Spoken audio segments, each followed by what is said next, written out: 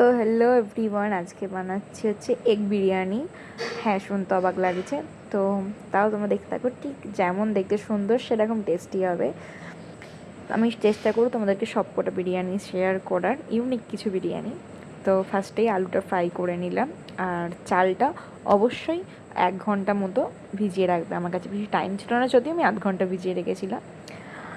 আর এটা হচ্ছে আদা রসুন পেস্ট, তারপর আছে অনিয়ন, টমেটো, দেন তার মধ্যে আদা বাটা রসুন বাটাটার মধ্যে দিয়ে দিলাম হচ্ছে জিরে গুঁড়ো, ধনে গুঁড়ো আর বিরিয়ানি মশলা। তো আর প্রথমে দেখালাম সেটা কি মিক্স করলাম, যারা গেস করেছো ঠিক আছে, দেন আমি পরে বলছি। তো তারপর ডিমগুলোকে ফ্রাই করে নিলাম। আমার একটু বেশি ফ্রাই ভালো লাগে, তো ফ্রাই করে নিলাম। এই যে আলু তো মাস্ট, তো এটাও ফ্রাই করে নিয়েছি। পরে আমি কাট করে নিয়েছিলাম ফ্রাই করার পর। এবার চাল দেবো জলে, সেই জন্য জলের প্রিপারেশান নিয়ে নিয়েছিলাম।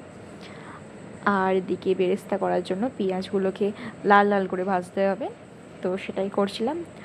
আর হ্যাঁ, সেটা প্রথমে যেটা দেখালাম, তো সেটার মধ্যে ছিল মিঠা আতর, গোলাপ জল, কেওড়া জল, জাফরান দুধের মধ্যে দিয়ে মিক্স করে রেখে দিয়েছিলাম। ফার্স্টে আমি ওটাই করি, আমার খুব ভালো লাগে। তো সেটা পরে লাস্টে দেওয়ার কাজ আমি ফার্স্টেই করে রাখি। তো যাই হোক, তো আবারও বলছি, আমি আরও কিছু ইউনিক বিরিয়ানি পোস্ট করব।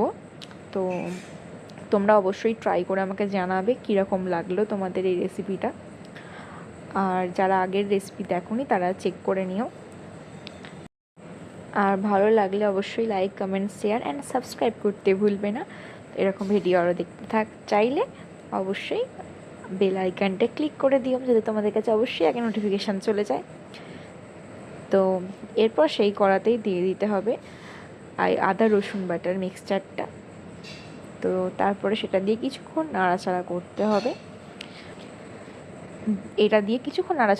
হবে। ফ্রাই হালকা হলে দেন তারপরে টমেটো কুচি দিয়ে দিতে হবে। তোমরা চাইলে টমেটো পেস্ট করে দিতে পারো, বাট আমার কাছে বেটার লাগে হচ্ছে টমেটো কুচি দেওয়া।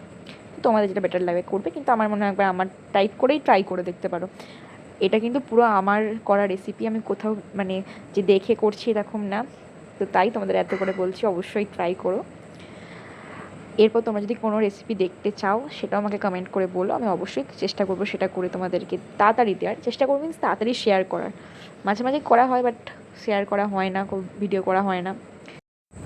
তো তারপরে দিয়ে দিতে হবে লবণ যে যার পরিমাণ মতো দিয়ে দিও। তো সেটার কোনো মাপ নেই, যে যার মতো দিয়ে দেবে। যে বেশি খাও বেশি দেবে, যে কম খাও কম দেবে। তো যাই হোক, তো আমি দিয়েছি লবণ। তো এটা দিয়েও বেশ কিছুক্ষণ নাড়াচাড়া করতে হবে। তো এবার দিয়ে দিলাম বিরিয়ানি মশলা। হ্যাঁ, এটা 2 জায়গাতেই দেবে, অল্প অল্প করে, খেতে অনেকটা টেস্টি হবে। তো এটা দিয়েও বেশ কিছুক্ষণ নাড়াচাড়া করতে হবে।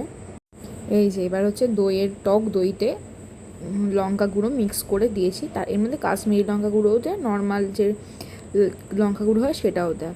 আর এর মধ্যে আমি একটু অ্যাড করে দিলাম ওই যে করে রেখেছিলাম যেটা দুধের মিক্সচার, সেটা দিয়ে আমি মিক্স করে আবারও ওর মধ্যে দেবো। বাট আগে একটু নাড়াচাড়া আরেকবার করে নিতে হবে, কারণ দেখে নিতে ধরে যাচ্ছে কি না। ধরে গেলে কিন্তু খাবারটা টেস্ট হবে না অতটা, তো তাই রেখে দিলাম করে দেবো। তো তার আগে দিয়ে দিলাম আলুগুলো, যেগুলো ফ্রাই করে আগেই রেখে দিয়েছি, প্লাস ডিমও একসাথেই দিয়ে দিতে পারো। তো আমি তো একসাথে দিয়ে দিয়েছিলাম। বেশ কিছুক্ষণ আবারও নাড়াচাড়া করতে হবে।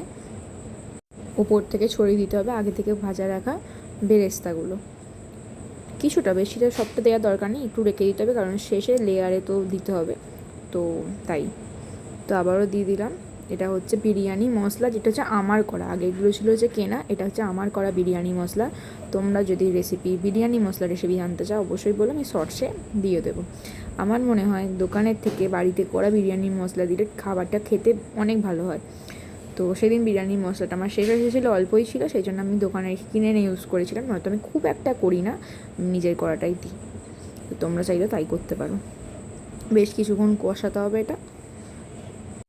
এবার এই মিক্সচারটা যেটা করে রাখলাম তোমাদের বললাম, সেটা এবার অ্যাড করে দিতে হবে। এটা দিয়েও বেশ নাড়াচাড়া করে, বেশ কিছুক্ষণ নাড়াচাড়া করে দেন দিয়ে দিতে হবে জল অল্প পরিমাণে। তো তারপর আবার মনে হলে পরিমাণ মতো দিও। এটা হচ্ছে ফুটবে কিছুক্ষণ। তারপরে কী ভাবছো, এটাকে আমি দিলাম ওর মধ্যে লেবুর জল? না না, এটা আমি খেয়েছি, কাজ করতে করতে হাঁপিয়ে গেছি, রান্না করতে করতে, তো তাই আর কি। তো খেতে তো হবে এই গরমে। তো যাই হোক, বেশি ভাত বকে ফেললাম। তো তারপরে দিয়ে দিলাম হচ্ছে এই ভাতটা, আগে থেকে সিদ্ধ করে রেখেছিলাম, বাট 50-70% সিদ্ধ করবে, খুব তার বেশি একদম করবে না ভুলেও, কারণ এখানে তো বাকিটা হবে না। তো দিয়ে দিতে হবে হচ্ছে বেরেস্তা। তো তারপরে আবারও ভাতের একটা লেয়ার দিতে হবে, দেন আবারও বেরেস্তা দিতে হবে। আর এই যে দিয়ে দিয়েছিলাম এই জলটা এরকমই হাতে করে ছিটিয়ে দেবে, যেটা ছিটিয়ে দিলে কী হয় বলো তো, জিনিসটা সব জায়গায় ছড়িয়ে পড়ে, আর নর্মাল ঢেলে দিলে বা চামচে করে দিলে সেটা সব জায়গাতে পড়ে না। তো এরকম করেই দেবে, খেতে ভালো হবে বেশি। দেন আবারও একটা লেয়ার দিয়ে সেম প্রসেস আবারও এরকম করে রেখে দিতে হবে সব কটা দিয়ে পরপর। আর আমি আর তারপরে চাপা দিয়ে কিছুক্ষণ রাখাটার ভিডিও নেওয়া হয়নি, বুঝতেই পারছো প্রথম প্রথম করছি, কিছু কিছু জিনিস তো মিস্টেক হয়ে যাচ্ছে, নিতে ভুলে যাচ্ছি, নয় আর করে ফেলছি। চেষ্টা করবো না এরকম না ভুলে যাওয়ার, করার প্রথম থেকে বা শেষে কিছু না বাদ দেওয়ার, নেওয়ার। তোমরা তো জানোই, তাই আর শেষটা নেওয়াও হয়নি, ভুলে গেছি। এরপর বেশ কিছুক্ষণ রাখতে হবে চাপা দিয়ে, অবশ্যই একটা নিচে কোনো চাটু বা কিছুর ওপর এই কড়াটা বসাবে, হাঁড়ি হলেও তাই বসাবে। তো ব্যাস এভাবে রেডি হয়ে যাবে তোমাদের স্পেশাল বিরিয়ানি, এগ বিরিয়ানি। বাড়িতে কিছু না থাকা সত্ত্বেও তোমরা এটা কুইক করে ফেলতে পারো।